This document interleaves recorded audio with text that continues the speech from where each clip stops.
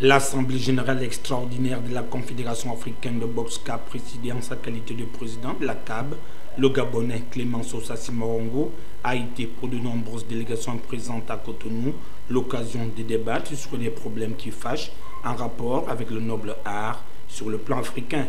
Certaines fédérations sportives ont tout simplement été réhabilitées en dépit des sanctions qui les frappaient.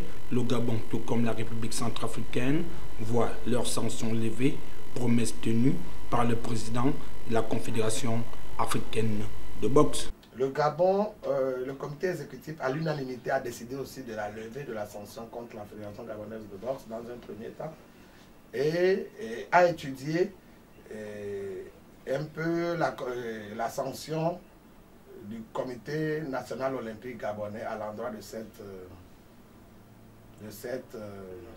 fédération, et il en ressort que c'est une sanction qui ne correspond à rien du tout en fait. Parce que viendra par la suite la remise du document lié à la levée de sanctions du Gabon au secrétaire général de la Fédération gabonaise de boxe. Que la légalité soit reconnue, et nous allons nous atteler à redynamiser la boxe au Gabon. Ce que je dis aux pugilistes aujourd'hui, c'est que la Fédération gabonaise de boxe, qui est dirigée par M. Alfred Bongo Ondimba, est résolue à remettre la boxe sur les rails. Nous essayons d'œuvrer dans un premier temps à réorganiser la boxe sur le plan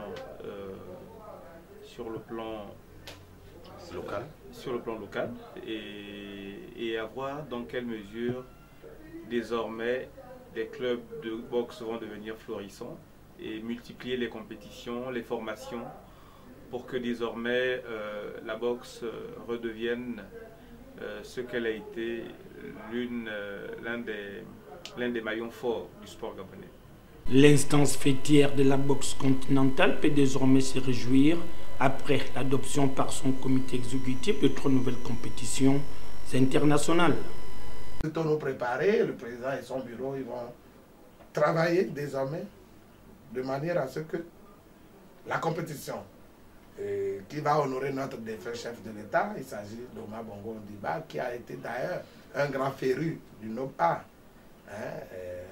Donc c'est le moment pour la boxe de rendre hommage à cette personnalité qui malheureusement n'est plus parmi nous.